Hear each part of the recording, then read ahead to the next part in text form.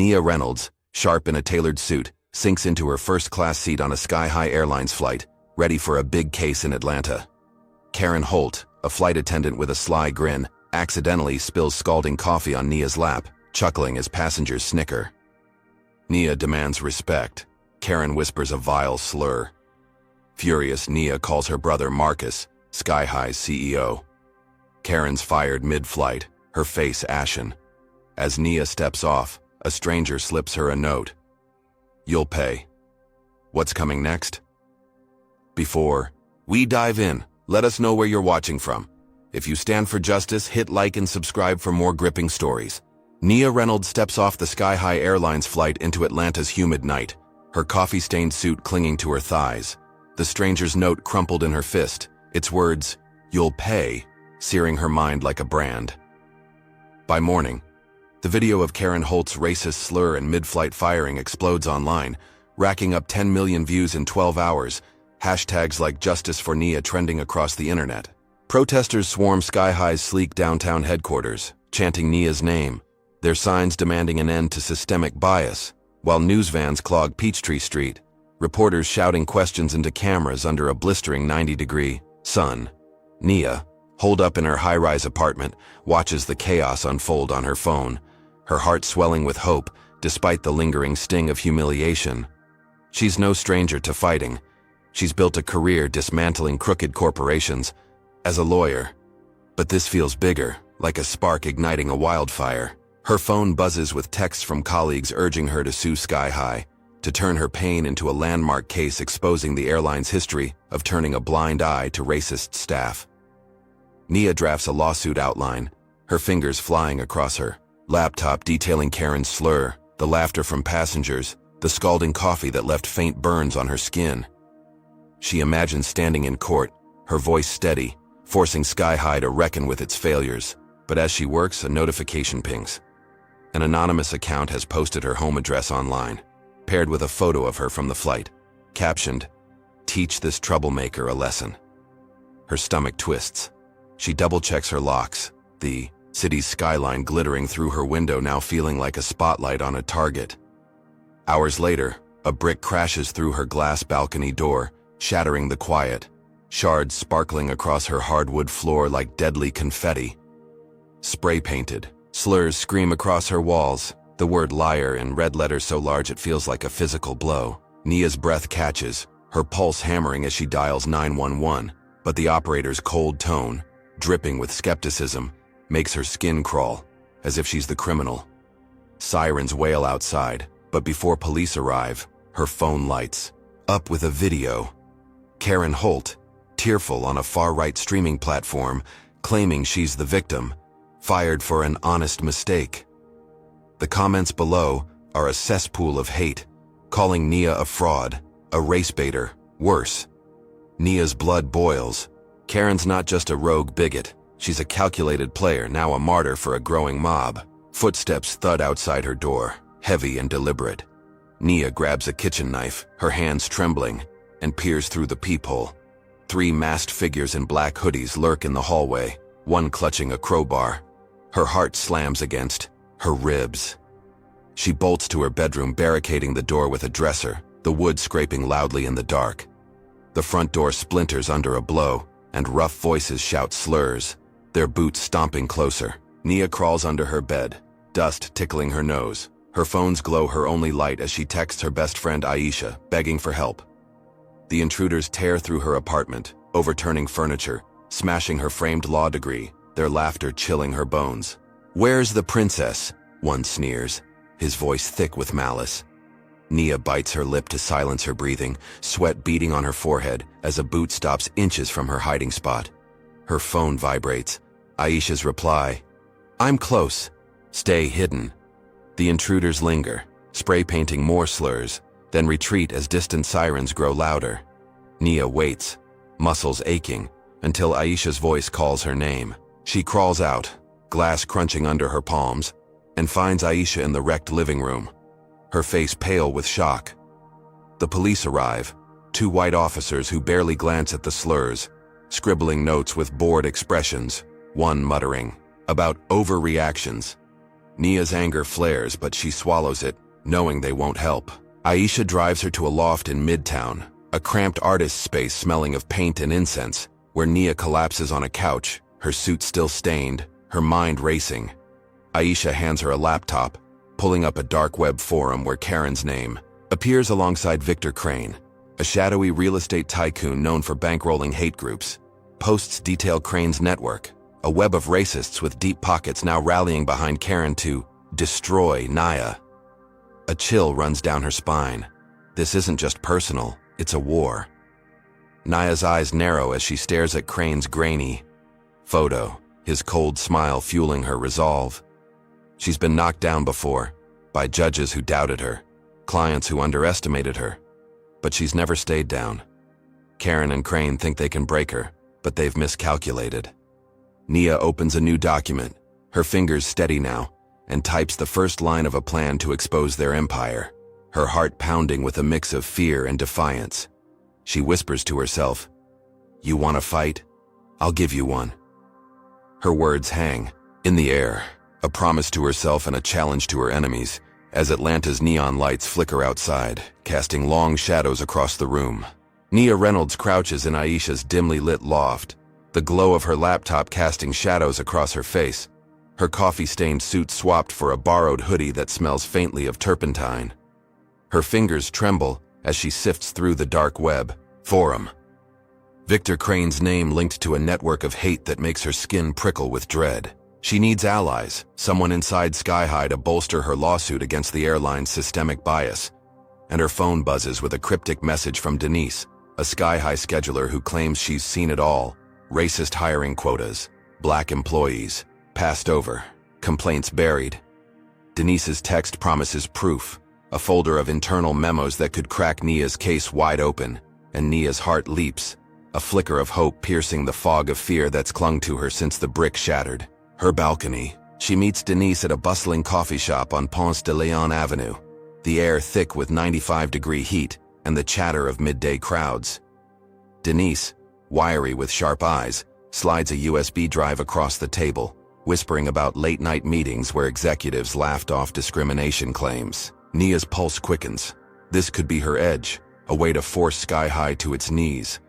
Denise insists they verify the files at a nearby warehouse she knows, a place safe from Crane's spies. Nia hesitates, the stranger's note from the flight, "You'll pay," echoing in her mind. But Denise's urgency feels genuine, her voice cracking with fear of retaliation. Against her better judgment, Nia follows, the two weaving through Atlanta's industrial district, past rusted train tracks and graffiti-stained walls, until they reach a cavernous warehouse smelling of oil and damp concrete. Inside, the air is stale, fluorescent lights flickering overhead as Denise plugs the USB into a dusty laptop.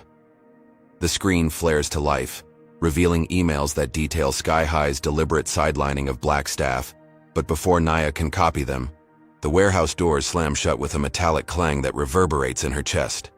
Footsteps echo, heavy and purposeful, and 5 figures emerge from the shadows, their faces obscured by ski masks, one clutching a steel pipe that glints under the dim light. Nia's stomach drops. It's a trap. Denise bolts, her sneakers squeaking as she vanishes into a side corridor, leaving Nia alone, her breath shallow, the laptop's glow now a beacon for her hunters. "Thought you could outsmart Crane?" One thug growls, his voice dripping with contempt, a racial slur slicing through the air like a blade. Nia's eyes dart, spotting a stack of crates to her left, and she dives behind them as the pipe swings, splintering wood inches from her head. Her heart hammers, sweat stinging her eyes, but she's fought too hard to crumble now. She crawls through the maze of crates, their rough edges scraping her palms, dodging the thugs' boots as they fan out, their taunts bouncing off the walls. One kicks over a barrel, oil pooling across the floor, its acrid stench burning her nose.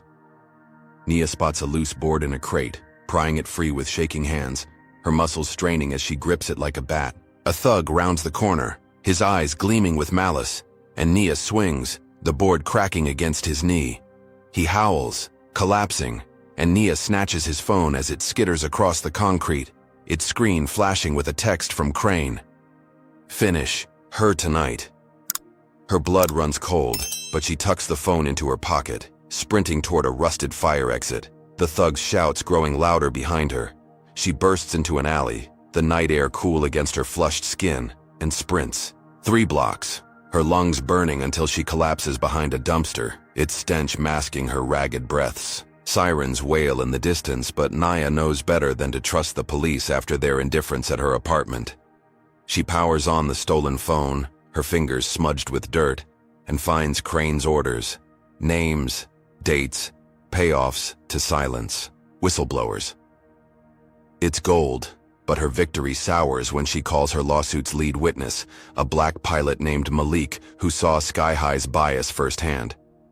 His voice shakes over the phone. He's been fired, his family threatened, his testimony now useless. Nia's chest tightens, her case gutted, Denise's betrayal a fresh wound. She's back to square one, Crane's shadow looming larger, his network tightening around her like a noose. Yet Nia's jaw clenches, her eyes blazing in the dark. She's faced liars before, from courtrooms to boardrooms, and she's still standing. Crane and his thugs think they've won, but Nia's got his orders, a spark to ignite her fight. She slips the phone into her hoodie, her resolve hardening like steel, ready to turn their trap into her weapon. Can you feel Nia's fire? Drop a comment with number 1 if you're raging at Denise's betrayal, hit that like button if you're rooting for Nia's comeback, and subscribe to catch every twist in this fight for justice.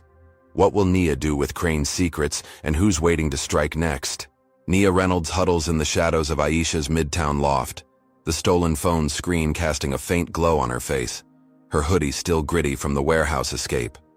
Her fingers, smudged with dirt, tap furiously as she uploads Victor. Crane's orders to a whistleblower site, the text detailing his funding of racist campaigns that make her stomach churn. By dawn, the leak goes viral, shared 20 million times, hashtags like Crane Exposed igniting fury across Atlanta. Protesters flood Sky High Airlines headquarters, their chants shaking the glass towers, signs demanding justice as news helicopters buzz overhead in the 88-degree morning haze. Sky High's stock plummets 12%, headlines screaming about Crane's ties to hate groups, and Nia, watching from Aisha's cracked laptop, feels a surge of defiance, her heart pounding like a war drum. She's struck a blow, but the warehouse ambush and Denise's betrayal linger, a reminder of Crane's reach. Nia's phone buzzes with texts from her law firm, urging her to capitalize on the chaos, to push her lawsuit against Sky High's systemic bias. She paces the loft, its paint-splattered walls closing in, drafting a statement to rally support, her mind racing with visions of courtrooms and vindication. But as she refreshes her feed, a new video surfaces, slick and polished, airing on every major Atlanta station. It's Crane, his silver hair gleaming, his voice smooth as he calls Nia a fraud, claiming she staged the flight incident for fame. Doctored footage shows her laughing with Karen Holt, the coffee spill edited to look accidental, and social media erupts with hate, branding Nia a liar, a race baiter, her inbox flooding with slurs and death threats. Her breath catches, the room spinning as she scrolls through comments calling her a disgrace to her profession. Her law firm calls, their tone icy. She's suspended, effective immediately, her office sealed, her career dangling by a thread. Nia's chest tightens, her hands shaking as she clutches the phone, Crane's smug face burned into her mind. She steps onto the loft's tiny balcony, the city's skyline a blur through tears, when Aisha bursts in, her voice frantic. Nia's niece, 8-year-old Kayla, attends a school 20 miles away, and Aisha's just seen a post from Crane's network, a photo of Kayla's classroom, captioned, "She's next." Nia's blood runs cold, her fear morphing into rage. She grabs her backpack, stuffing the phone and laptop inside, and heads to a rundown motel on the city's edge, its neon sign flickering in the dusk, the air thick with 90-degree humidity. The clerk, a tired man with a gray beard, barely looks up as she pays in cash, her hoodie pulled low. In her room, the walls stained with mildew, Nia checks the news, her face plastered across every channel, labeled a public menace. Strangers recognize her on the street, one spitting at her feet as she buys a burner phone, another shouting a slur from a passing truck. Her fingers tremble as she calls Kayla's school, learning they've locked down after anonymous threats. Her niece safe but terrified. Naya's guilt gnaws at her. Her fight's now endangering the ones she loves. She tracks down a local reporter, Jamal, who's been sympathetic online, meeting him in a crowded diner off Interstate 85, the smell of grease heavy in the air. Jamal listens, his notepad filling with her story, promising to counter Crane's lies. But as they leave, headlights flare in the parking lot, and 3 black SUVs screech to a halt. Crane's security team spilling out, their boots thudding on asphalt. Jamal shouts for Nia to run, but a guard grabs him, slamming him against a wall, his notepad torn to shreds. Nia sprints toward the diner's rear exit, her pulse roaring, the guard's shouts echoing behind her. She spots a fire escape on the motel's neighboring building, its rusted ladder swaying as she climbs, her hands slipping on the metal, slick with sweat. A guard reaches the alley below, his flashlight beam grazing her ankle as she hauls herself onto the roof. 3 stories up, the city sprawling beneath her like a battlefield. She ducks behind an air conditioning unit, its hum masking her ragged breaths, and watches the guards fan out, one speaking into a radio, Crane's orders crackling through. Nia's mind races. She's got the phone, Crane's secrets, but her lawsuit's crumbling. Her niece is in danger, and her name's been dragged through the mud. The motel's neon glow flickers below, casting her shadow long and jagged, a reminder of how exposed she is. Crane's turned the city against her, his lies weaponizing strangers, her own community doubting her truth. Yet Nia's jaw clenches, her eyes narrowing as she grips the burner phone, its plastic warm in her palm. She's faced stacked decks before, judges who sneered, juries who doubted, and she's never backed down. Crane's smear is a blow, but it's not the end. She slips the phone into her pocket, her resolve a quiet fire, ready to turn his lies into her leverage, to fight, not just for herself but for Kayla, for every voice Crane's tried to silence. Nia Reynolds crouches on the motel roof, the Atlanta skyline a jagged silhouette against the 90-degree night. Her burner phone clutched tight, its screen still glowing with Victor Crane's damning orders from the warehouse ambush. Her lungs burn from the fire escape climb, her hoodie damp with sweat, but the public's rage against Crane, fueled by her leak, sparks a fire in her chest. 24 hours later, her evidence hits the governor's desk, and Crane's arrested for fraud, his mugshot plastered across every news channel, his silver hair disheveled, his smirk gone. Atlanta erupts in celebration, protesters flooding Centennial Park, their cheers echoing through the city's concrete canyons, signs hailing Nia as a hero. Her brother, Marcus, Sky High Airlines CEO, calls from his corner office, his voice thick with pride, reinstating her lawsuit against the airline's systemic bias, promising legal firepower to back her. Nia, now hiding in a church basement 10 miles from the motel, its pews smelling of polished wood and old hymnals, feels a rush of hope, her suspension and the threats to her niece Kayla fading like a bad dream. She's fought through Crane's smears, Denise's betrayal, and masked thugs. Surely this is her turning point. Marcus organizes a rally at the park, a chance for Nia to speak, to galvanize the movement against Sky High's racism. She arrives, at dusk, the crowd swelling to 10,000, their faces lit by phone screens, the air buzzing with 85-degree heat and raw energy. Nia steps onto a makeshift stage, her borrowed dress crisp, her voice steady as she recounts Karen Holt's slur, the coffee burns, the vandalism, her words crackling through the microphone, each syllable a defiance of Crane's lies. The crowd roars, fists raised, and Nia's heart soars, her eyes catching Marcus in the front row, his smile wide. But as she calls for justice, a low rumble cuts through the cheers, and the stage lurches beneath her. A fireball blooms 50 feet away, the blast wave slamming Nia to her knees, screams piercing the smoky air, shrapnel rains, and Nia scrambles to Marcus, finding him sprawled in the grass, blood seeping from a gash on his forehead, his suit torn. Her hands shake as she presses her scarf to his wound, sirens wailing in the distance, the crowd scattering, in panic. Nia drags Marcus behind a tree, her pulse frantic, his breathing shallow but steady, and spots a charred fragment of the bomb casing, etched with Crane's company logo. Her stomach twists. Crane, out on bail, orchestrated this, a vicious strike from behind bars. Paramedics swarm, whisking Marcus to a hospital 3 miles away, and Nia rides with him, her mind reeling, guilt gnawing at her for drawing him into her fight. At the hospital, its fluorescent halls reeking of antiseptic, she learns Marcus will survive, but her relief shatters when her phone buzzes with an alert. Her bank accounts are frozen, her savings drained, her cards maxed out by a hack traced to Crane's network. Penniless, her law firm still barring her, Nia slumps in a plastic chair, her dress smudged with ash, Kayla's frightened voice echoing in her mind from their last call. She slips back to the church basement, its damp walls pressing in, and uses a borrowed laptop to dig into Crane's next move, her fingers trembling with rage. A hidden file on the stolen phone, missed in the chaos, reveals Crane's deadliest plan yet.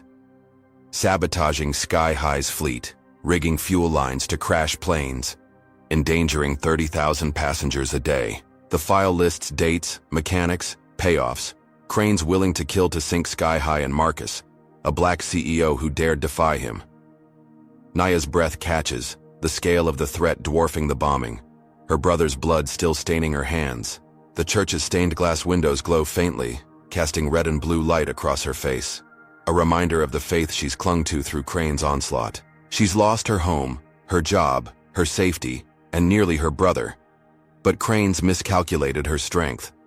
The rally was her stage, the bombing his counterpunch, yet Nia's still standing, the stolen phone her weapon, its secrets a lifeline to stop Crane's massacre. Her eyes narrow, her jaw tight as she memorizes the sabotage plan, each name and date searing into her mind. She's not just fighting for herself anymore. Kayla's future, Marcus's life, and thousands of strangers depend on her next move. Nia tucks the phone into her pocket, her resolve a blazing ember, ready to turn Crane's own plan against him, to claw her way back from this latest blow, her heart pounding with a vow to end his reign of terror. Nia Reynolds slumps in the church basement, the stolen phone's glow illuminating her face, its file detailing Victor Crane's plan to sabotage Sky High Airlines' fleet, rigging fuel lines to crash planes, endangering 30,000 lives. Daily, burning into her mind like a fever. The bombing at the rally, Marcus's blood on her hands and her drained bank accounts weigh heavy. But Nia's resolve hardens, her fingers tracing the phone's cracked screen. Atlanta's 90-degree, night presses through the basement's cracked windows, the air thick with the scent of wax and old prayer books. She needs help, someone who can crack Crane's encrypted files, and a tip from Aisha leads her to Jamal, a hacker who's dodged Crane's goons before. Nia meets him at a dive bar 5 miles from the church, its jukebox blaring blues, the air smoky despite the 80-degree breeze. Jamal, lean with a scar above his brow, slides into the booth, his laptop humming as he decrypts the sabotage file, revealing names of bribed mechanics and hangar locations. His eyes widen at the scale. Crane's targeting Sky High to ruin Marcus, a black CEO who dared challenge him. Nia's heart races. This proof could stop Crane cold. Jamal agrees to help infiltrate a Sky High hangar 20 miles north, where tampered planes are stored, to gather physical evidence. They drive through the city's fringes, past neon-lit strip malls, to a sprawling airfield under a moonless sky, its chain-link fence glinting in the dark. Nia's borrowed sneakers crunch on gravel as they slip through a cut in the fence, her pulse spiking, the memory of the warehouse ambush sharp in her mind. Inside the hangar, the air smells of jet fuel and metal, planes looming like sleeping giants, their shadows swallowing the dim emergency lights. Jamal hacks a security panel, disabling cameras, while Nia photographs tampered fuel lines, her phone's flash catching glints of sabotage, loosened bolts, frayed hoses. But a low hum grows louder, boots on concrete, voices sharp with menace. Crane's mercenaries, 6 shadows in tactical gear, burst through a side door, their rifles raised, one snarling a racial slur that cuts Nia like glass. "Crane said you'd crawl back," he spits, his flashlight beam pinning her. Nia dives behind a crate, Jamal scrambling after, as bullets spark against metal, the hangar echoing with gunfire. A mercenary tosses a canister, and flames erupt, licking the walls, the heat searing Nia's skin as jet fuel ignites, a wall of fire cutting off their exit. Her lungs burn, smoke stinging her eyes, but she spots a maintenance ladder 10 feet away, leading to a catwalk above. She grabs Jamal's arm, sprinting through a gap in the flames, her clothes singed. The mercenaries' shouts drowned by the fire's roar. They climb, the ladder shaking under their weight, and reach the catwalk, 30 feet up, the inferno below casting hellish light. A mercenary scales after them, his knife gleaming, but Nia kicks a loose bolt, striking his hand, sending him crashing into the blaze. She and Jamal crawl through a vent, its metal scorching, emerging in a field behind the hangar, the night air cool against their soot-streaked faces. They sprint 2 miles to a gas station, collapsing behind a dumpster, its stench masking their gasps. Nia's phone, miraculously intact, holds the photos, but her relief shatters when a news alert flashes. Jamal's face, labeled a terrorist, accused of starting the hangar fire. Cranes framed him, a citywide manhunt now hunting them both, posters plastered across Atlanta's bus stops. Nia's chest tightens, guilt flooding her. Jamal's life is ruined because of her fight. She calls her mother, hoping for comfort, but learns Crane's real estate allies evicted her from her home of 30 years, leaving her on the street, her belongings trashed. Nia's vision blurs with tears, the church basement's glow now a distant memory, Crane's cruelty hitting harder than the rally bomb. The gas station's neon buzzes overhead, casting jagged shadows, a reminder of how far she's fallen. Homeless, penniless, hunted. Yet Nia's hand steady as she grips the phone, its photos a lifeline to stop Crane's sabotage. She's faced betrayal, bombs and smears, but each blow has forged her stronger. Jamal, coughing beside her, nods, his eyes fierce despite the manhunt. They're in this together, 2 outcasts against an empire. Nia tucks the phone into her pocket, her resolve a quiet storm, ready to turn Crane's frame-up into their counterstrike to save Sky High and her family from his wrath. Can you feel the heat of Nia's fight? Drop a comment with number 1 if you're furious at Crane's frame-up, hit like if you believe in Nia and Jamal's alliance, and subscribe to see their next move against this racist empire. With the city hunting them and Nia's mother homeless, what desperate step will she take to expose Crane's sabotage? Nia Reynolds crouches behind the gas station dumpster, the neon glow flickering across her soot-streaked face. Her stolen phone clutched tight, its photos of Sky High's sabotaged fuel lines a ticking bomb against Victor Crane's empire. Jamal, panting beside her, his hacker's laptop balanced on his knees, hacks into Atlanta's largest news network, their fingers racing against the citywide manhunt branding them terrorists. Nia's heart pounds, her mother's eviction, and Marcus's hospital bed fueling her desperation. The 90-degree night air thick with gasoline fumes and fear. They upload the hangar photos and Crane's sabotage plan, hijacking a live broadcast at 8 o'clock, the anchor's voice cutting off as Nia's evidence floods screens across 30,000 homes. The footage shows loosened bolts, frayed hoses, Crane's orders to crash planes, and Nia's voiceover, raw and fierce, exposes his plan to kill thousands to ruin a black CEO. Atlanta explodes, riots spilling through downtown, cars burning on Peachtree Street, protesters smashing Sky High, billboards their fury shaking the city's core. News helicopters capture the chaos, 80-degree winds fanning flames, while Crane's allies in City Hall scramble, their loyalty wavering as stocks plummet 15%. Nia and Jamal slip into a storm drain, its dank walls dripping, their sneakers splashing through ankle-deep water, evading police drones buzzing overhead. Nia's burner phone vibrates, a live stream link from an unknown number, and her blood runs cold as the screen shows her niece Kayla, 8 years old, locked in a metal cage, her braids swinging as she sobs. Crane's voice, cold and taunting, crackles through. Surrender or she's gone. The feed shows a derelict factory 10 miles east, its address flashed deliberately, a trap Nia can't ignore. Her chest tightens, guilt and rage colliding. Kayla's paying for her fight, just like Marcus, her mother Jamal. She and Jamal race through the city's underbelly, emerging near the factory, its rusted smokestacks looming against a starless sky, the air heavy with 95-degree humidity and the stench of decayed rubber. They slip inside, the floor littered with broken glass, machinery groaning like a dying beast. Shadows move in the rafters, Crane's guards patrolling, their radios crackling with slurs, one muttering about teaching her kind a lesson. Nia's stomach churns, but she spots Kayla's cage in the factory's heart, 30 feet away, guarded by 3 men with rifles. Jamal creates a distraction, rigging a generator to spark, its pop drawing 2 guards away. Nia sprints, her lungs burning, and reaches Kayla, her small hands gripping the bars, eyes wide with terror.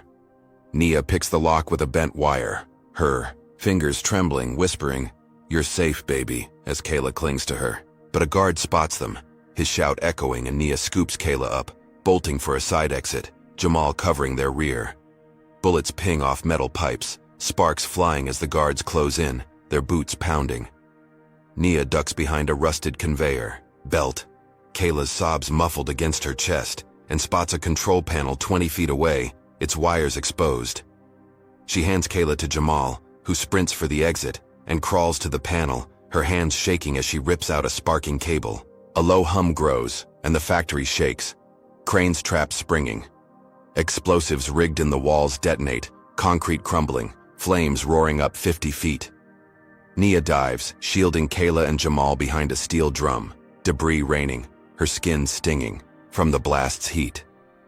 The ceiling buckles, beams crashing, and Nia drags them through a collapsing corridor, her arm grazed by a falling pipe, blood seeping through her sleeve. They burst into the night, the factory a blazing ruin behind them, its smoke blotting out the stars. Nia holds Kayla tight, her niece's tears soaking her shirt, Jamal coughing beside them, their evidence now public, but their lives still hunted. Police sirens wail, drawn by the explosion, and Nia knows Crane's frame-up paints them as the culprits. The broadcast was a victory, shaking Crane's empire, but his kidnapping of Kayla, a black child, was a gut punch, a racist strike to break her spirit. Her mother's eviction, Marcus's injury, and Jamal's manhunt pile on, each blow heavier than the last. Yet Nia's eyes blaze in the firelight, her jaw set as she checks the phone, its battery at 1% but still holding the sabotage proof. She's faced Crane's bombs, traps, and lies, each one forging her tougher, her heart a furnace of defiance. The factory's flames cast long shadows, a reminder of Crane's reach. But Nia's not done. She tucks Kayla closer, her resolve unshaken, ready to turn this rescue into a rallying cry, to make Crane pay for every life he's threatened. Nia Reynolds stumbles through Atlanta's outskirts, Kayla clinging to her, the factory's flames still searing her memory, the stolen phone with Sky High's sabotage proof tucked in her singed hoodie. Jamal limps beside her, his face bruised. From their escape, the city's manhunt tightening like a noose. They find refuge in an abandoned school 15 miles from the factory, its halls echoing with 90-degree dampness, the air heavy with mildew and chalk dust. Broken desks litter the classrooms, graffiti scrawled across cracked chalkboards, a faded mural of smiling kids mocking their desperation. Nia settles Kayla on a tattered blanket, her niece's eyes hollow from the cage, her small voice whispering, "Are we safe?" Nia's heart fractures, her fight dragging her family deeper into Crane's crosshairs, Marcus bleeding, her mother homeless, now Kayla traumatized. She checks the phone, its battery at 1%, the sabotage photos intact but useless without a signal.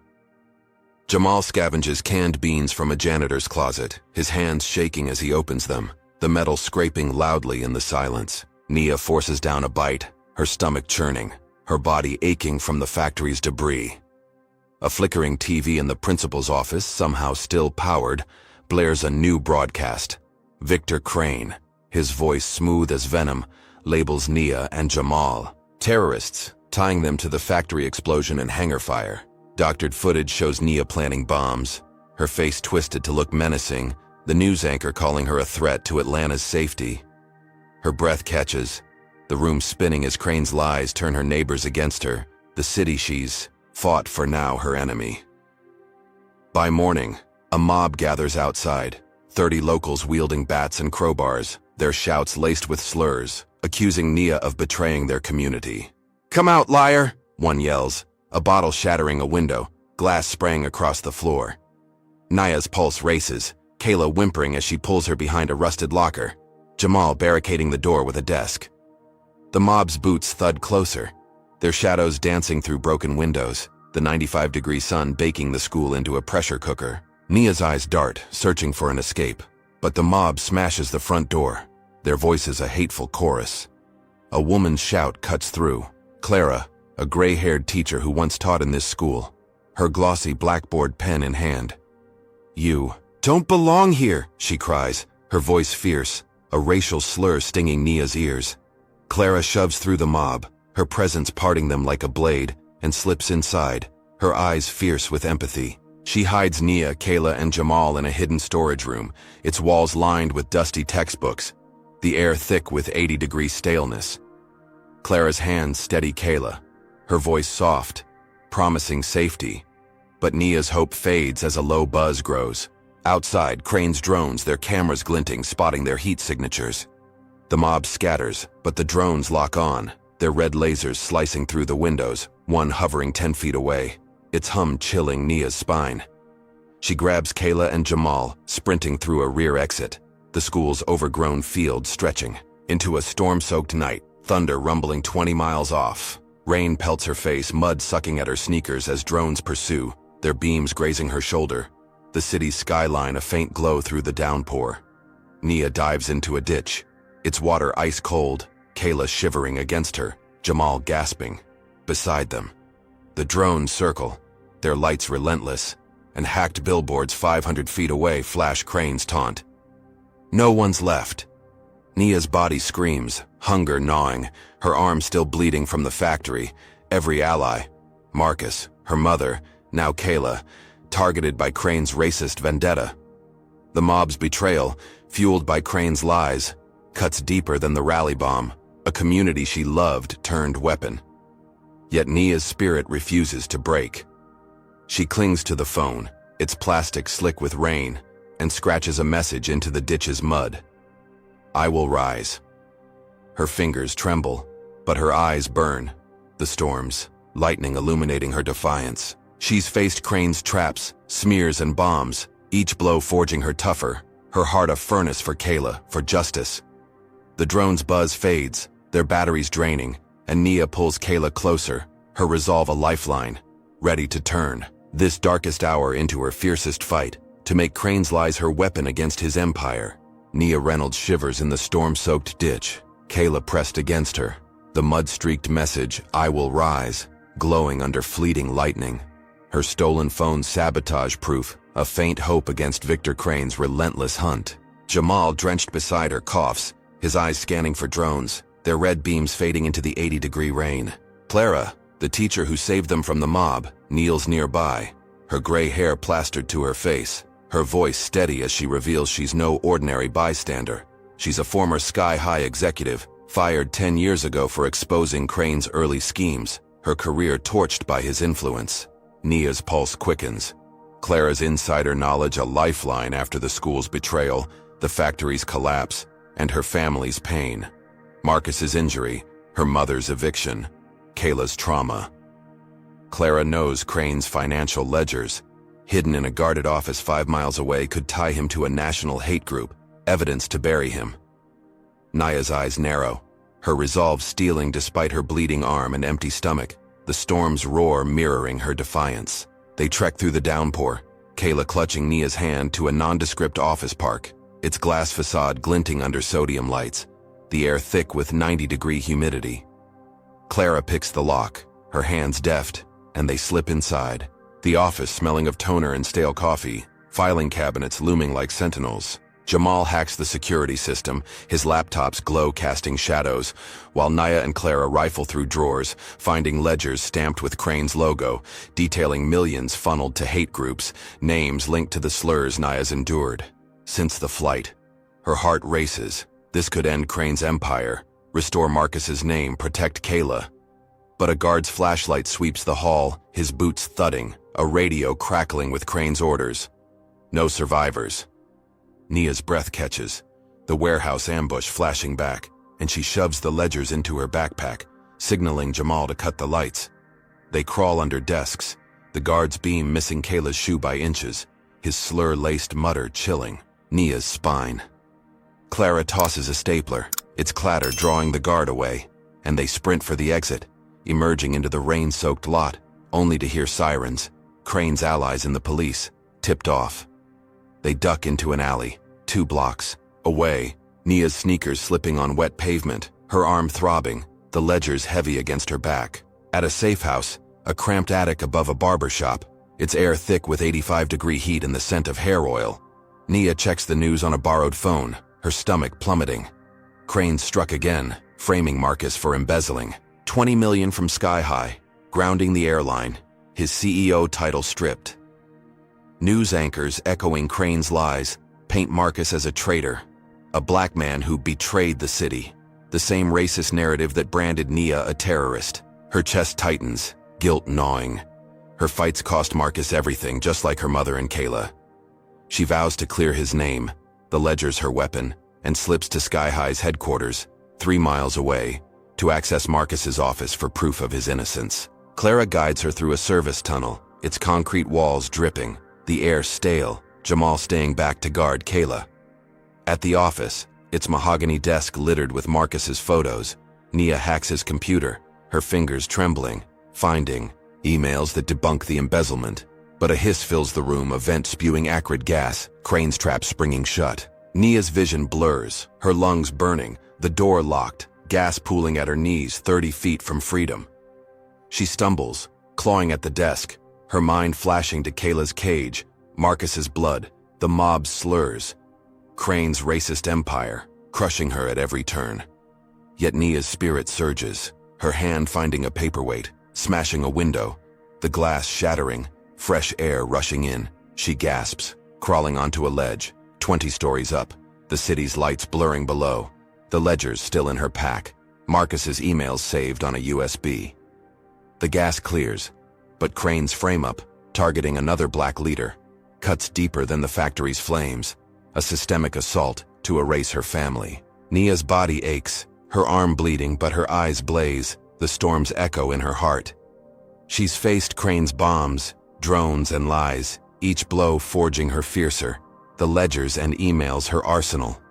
She climbs down a fire escape, resolve a wildfire, ready to turn Crane's trap into her triumph, to save Marcus and dismantle the hate group fueling her nightmare. Can you feel Nia's unbreakable spirit? Drop a comment with number 1 if you're outraged at Crane's frame-up of Marcus, hit like if you're cheering for Nia's daring escape, and subscribe to see how she fights back. With the ledgers in hand and Marcus's name tarnished, what impossible choice will Nia face next? Nia Reynolds grips the fire escape's rusted railing, 20 stories above Atlanta's glittering skyline. The stolen ledgers heavy in her backpack, Marcus's exonerating emails on a USB tucked in her pocket, her arm still bleeding from the factory's debris.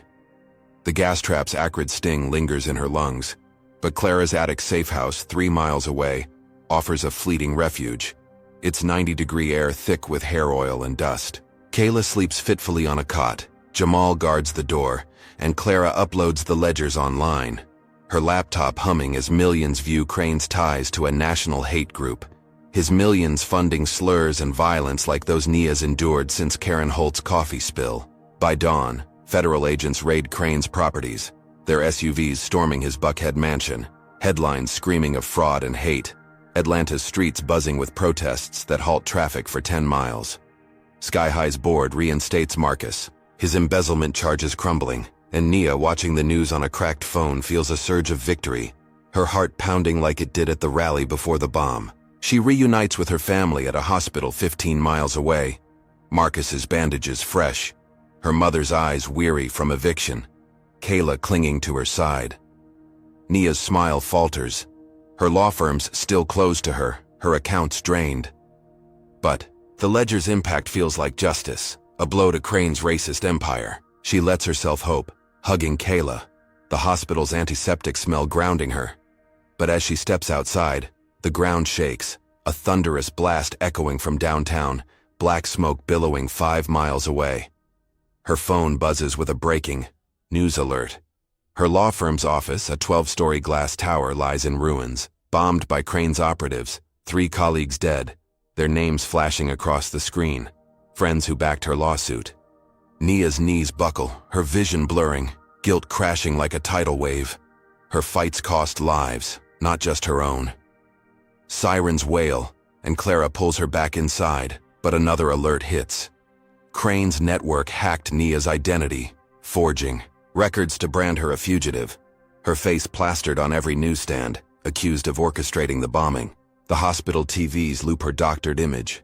The same lies that framed Jamal, Marcus, now weaponized to erase her. Protesters, once her allies, turn, their chants outside shifting to anger, some spitting slurs, believing Crane's narrative that paints her as a black traitor. Nia's chest tightens, the 85-degree air suffocating, her family's safety crumbling again. Clara urges her to flee, handing her a burner phone, its battery fresh.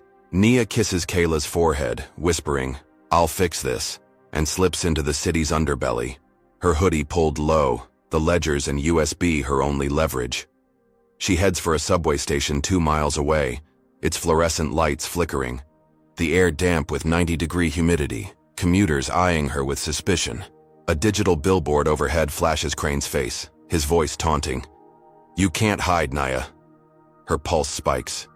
She's a ghost in her own city, hunted by lies rooted in the same racism that scalded her on that flight. She boards a train, its brakes screeching, but plainclothes agents, Crane's hired muscles, spot her, their hands on concealed guns, one muttering a slur under his breath. Nia bolts at the next stop, weaving through a crowded platform, her sneakers slipping on spilled soda, the agent's shouts echoing behind. She ducks into a maintenance tunnel, its walls slick with grime, the air thick with 80-degree staleness, their flashlights grazing her shadow. The tunnel narrows, pipes hissing steam, and Nia climbs a ladder, her hands burning on hot metal, emerging in an alley 10 blocks away. She collapses behind a trash bin, its stench overwhelming, her body screaming from hunger, her arms wound, festering. Every screen, phones, billboards, TVs, blares her face, Crane's hack turning Atlanta into a cage, his racist lies stripping her identity, her allies, her hope. The bombing's toll, her colleagues' deaths, cuts deeper than the factory's flames, a strike at her professional heart, orchestrated to break her. Her mother's eviction, Marcus's frame-up, Kayla's cage, now this. Crane's attacks grow crueler, each rooted in the hate that started with a coffee spill. Yet Nia's fingers tighten around the USB. Marcus's emails a flicker of proof, the ledger's still online, sparking outrage. She's faced Crane's bombs, traps, and smears, each blow forging her fiercer, her spirit a blade honed by loss. The alley's shadows stretch, the city's pulse a distant hum, but Nia's eyes burn, her jaw set as she rises, ready to turn Crane's hack into her counterstrike, to claw back her name and bury his empire for good. Nia Reynolds collapses behind the alley's trash bin, her lungs heaving, the subway chase's echoes fading, her stolen USB with Marcus's emails, and the ledgers in her backpack, the last threads of her fight against Victor Crane's racist empire. Atlanta's 90-degree night wraps around her, the air thick with diesel and despair, her festering arm wound throbbing, the bombed law firm's ashes, her colleagues' deaths, burning in her heart. Crane's hack has made her a fugitive, her face on every screen, but a tip from Clara traces Crane to a private airstrip 15 miles north, where he's fleeing to escape federal raids. Nia's resolve surges, her eyes blazing despite hunger and pain. She's faced his bombs, traps, and lies, and now she'll end him. She hitches a ride with a sympathetic trucker, the highway's hum lulling her for 20 minutes, her hoodie masking her face as she reaches the airstrip. Its tarmac eye, glinting under floodlights, a sleek jet idling, its engines a low roar. Crane's silhouette moves inside, his silver hair catching the light, and Nia's pulse spikes. The memory of Kayla's cage, Marcus's blood, her mother's eviction fueling her. She slips past a distracted guard, his radio crackling with slurs, and climbs through a maintenance hatch. Her hands slick with sweat, the jet's interior smelling of leather and whiskey. 80-degree air heavy with tension. Crane sits at a table barking orders into a phone, unaware as Nia hides behind a curtain, her burner phone recording, its red light steady. He brags about rigging Sky High's sabotage, bombing the law firm, framing Marcus, his voice dripping, with racist venom, admitting the hate group's backing, every word a nail in his coffin. Nia's heart races. She's got him. His confession a weapon to clear her name, save Sky High, avenge her colleagues. She starts live streaming, the feed hitting 10 million viewers in 60 seconds, hashtags like Crane confesses exploding online. But a guard spots her reflection, his shout shattering the quiet, and Crane's eyes lock on her, his face twisting with rage. "You?" he snarls, a slur slashing the air, as 4 guards storm the cabin, their fists and batons swinging. Nia ducks, her arm screaming, and kicks a guard's knee, his groan echoing as she grabs his taser, firing at another, sparks flying. Crane lunges, his hands clawing for her phone, but Nia slams a tray into his jaw, blood trickling down his chin. The jet's walls rattling as it taxis, 85-degree turbulence shaking her balance. The livestream holds, 30 million now watching, protesters flooding Atlanta's streets, their chants audible through the jet's radio. Nia fights to the cockpit, her vision blurring, and locks the door, the guards pounding outside. There, slurs a hateful chorus. The pilot, Crane's man, swings a wrench, but Nia dodges, her taser's last charge dropping him. The jet lifts off, climbing 5,000 feet, the city's lights shrinking below. But Nia knows she can't let Crane escape. She yanks the controls, her hands trembling, the jet pitching into a dive, alarms blaring, the cabin shaking as guards break through, their boots slipping on spilled whiskey. Nia braces, the USB and phone tucked tight, and aims for an empty field 10 miles out. The jet screaming toward Earth, 90-degree winds howling through a cracked window. The crash is chaos, metal crumpling, dirt spraying, Nia's body slamming against the seat, pain exploding in her ribs. She crawls from the wreckage, bloodied but alive, the phone miraculously intact, still streaming to 50 million, Crane's confession looping globally. Crane staggers out, his suit torn, his face pale. But protesters, alerted by the stream, swarm the field, their headlights blinding, their voices a roar of justice, 20,000 strong, blocking Crane's escape. Guards scatter, but 2 grab Nia, their grips bruising until the crowd surges, pulling them off, fists raised, signs demanding an end to Crane's hate. Federal agents arrive, cuffing Crane, his eyes hollow as he's dragged away. The crowd parting for Nia, her hoodie ripped, her face streaked with dirt and blood. She collapses, the USB safe, Marcus's name cleared, the sabotage exposed, her colleagues' deaths avenged. The livestream's impact shakes the nation. Crane's empire crumbling, his racist plots laid bare. Karen Holt's slur, the bombing, the framing, all tied to his hate group. Yet Nia's victory feels fragile, her body broken, her family scarred, the city's wounds deep from Crane's lies. She's faced his worst, each blow forging her stronger, her spirit a beacon through the chaos. The field's grass sways, the crowd's cheers a lifeline. But Nia's eyes scan the horizon, knowing Crane's defeat isn't the end. Her resolve a quiet vow to keep fighting, to turn this triumph into a lasting stand against the hate that started with a scalding coffee spill. Nia Reynolds staggers from the jet crash field, her ribs aching, blood and dirt caking her torn hoodie. The USB with Marcus's emails and the phone with Crane's live-streamed confession clutched tight. 50 million viewers still buzzing from her triumph. Protesters, 20,000 strong, chant her name, their headlights cutting through the 90-degree night. Federal agents cuffing Victor Crane as he glares, his silver hair matted, his empire cracked by her defiance. Atlanta's skyline glows 15 miles away, a beacon of hope after the bombed law firm, Kayla's cage, her mother's eviction, and Marcus's framing. Nia's fight feels won. She limps to a safe house, a cramped garage 5 miles from the airstrip, its air thick with 85-degree heat and motor oil. Where Clara tends her wounds, Kayla sleeps, and Jamal monitors news feeds. Marcus, recovering in the hospital, calls, his voice steady, promising Sky High's support, her law firm reopening its doors. Nia's heart lifts, her eyes tracing the garage's cracked concrete, daring to believe Crane's done. But dawn breaks. With a gut punch, a news alert flashes. Crane's allies, corrupt judges and tech moguls, hacked the livestream servers, wiping the confession footage. their spin claiming it was fabricated. Crane walks free, his smirk back on every channel. A court ruling citing insufficient evidence as protests fizzle, the city's hope snuffed out. Naya's breath catches, her vision blurring. The USB useless without the video. Her victory ashes like her bombed office. She's a fugitive again. Her face on wanted posters. Drones buzzing 10 miles away. Their red lasers hunting her. Clara urges her to hide, but a text from Aisha, her trusted friend, offers a new safe house 20 blocks north. Nia, Kayla, and Jamal trek through Atlanta's back streets, the 90-degree air heavy with exhaust, her arm's wound festering, Kayla's small hand trembling in hers. They reach Aisha's apartment, its curtains drawn, the air stale with 80-degree tension. But Aisha's eyes dart, her voice clipped. Nia's stomach twists.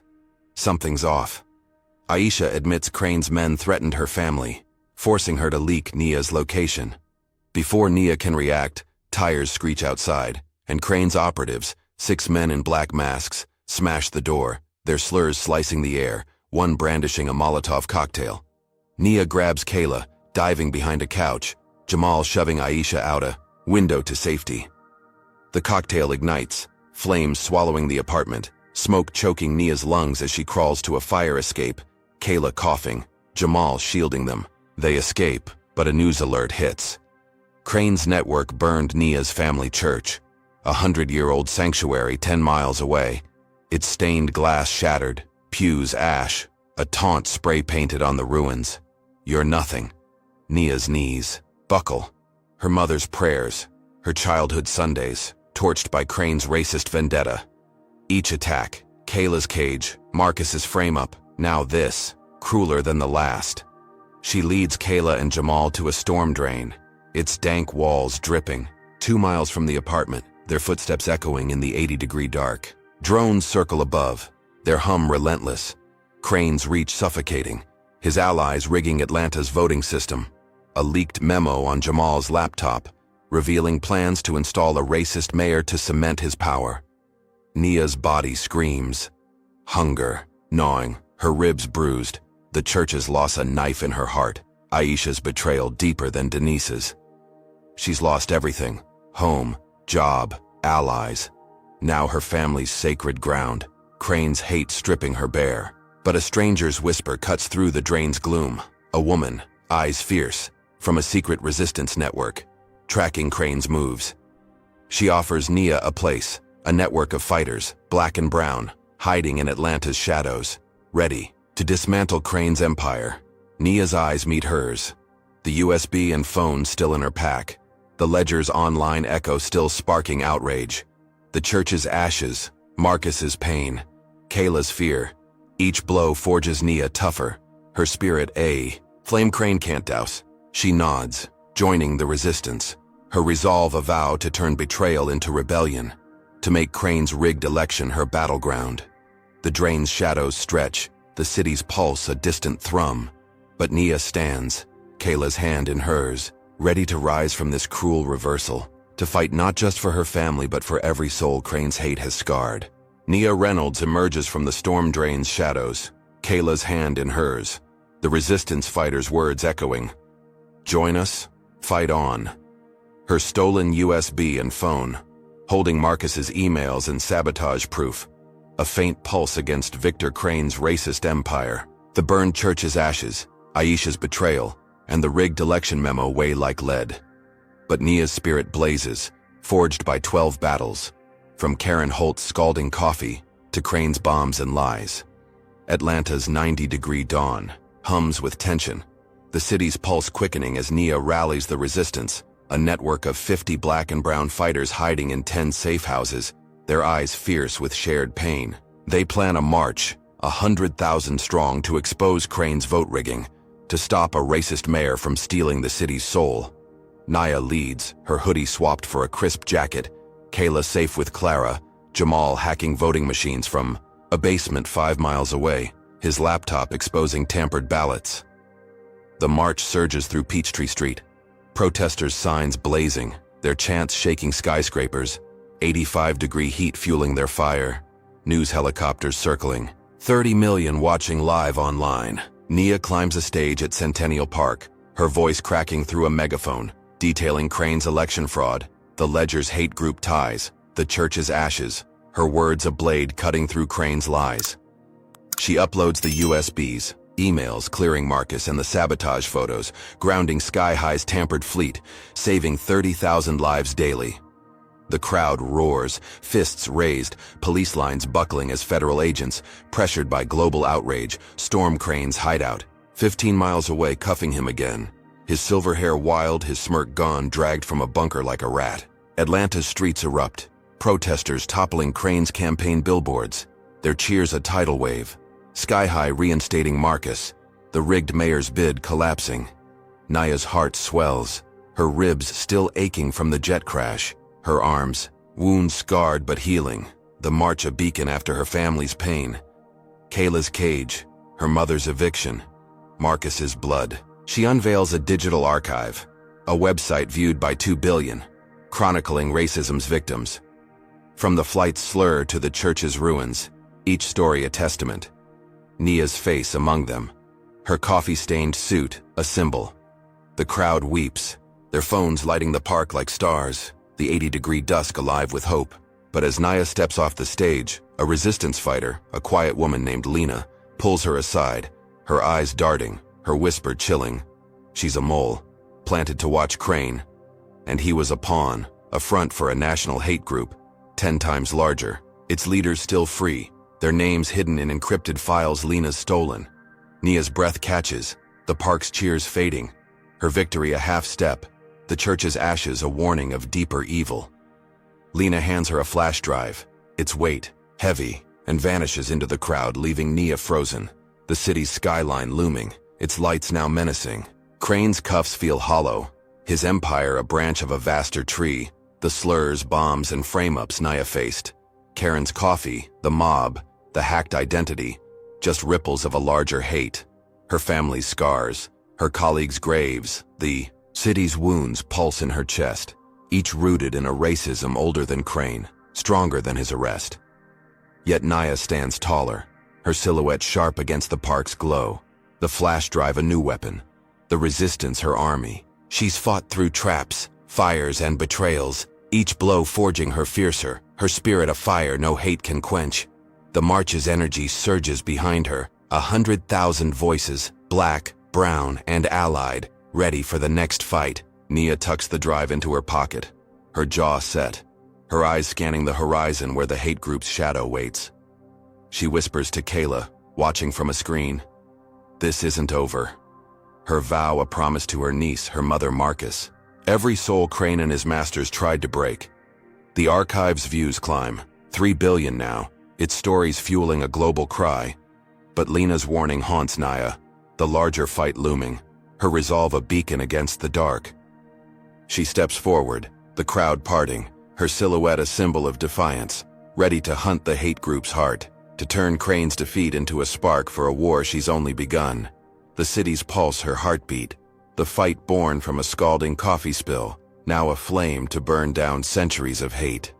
The story of Nia Reynolds in flight attendant spills drink on black lawyer, not knowing she's the CEO's sister, delivers profound lessons about resilience, systemic racism, and the power of collective action. Nia's journey, sparked by a humiliating coffee spill laced with a racial slur, reveals how everyday acts of prejudice can escalate into life-shattering battles against entrenched hate. Her fight against Victor Crane's empire, through vandalism, bombings, betrayals, and a national hate group, teaches that racism is not just personal, but systemic, woven into institutions like media, law, and politics. Nia's unbreakable spirit, forged through loss, her colleagues' deaths, her family's church burned, her identity stolen, shows that resilience isn't about avoiding pain, but rising through it. Each setback, from false victories to brutal counterattacks, honed her strength, proving that courage grows in the face of injustice.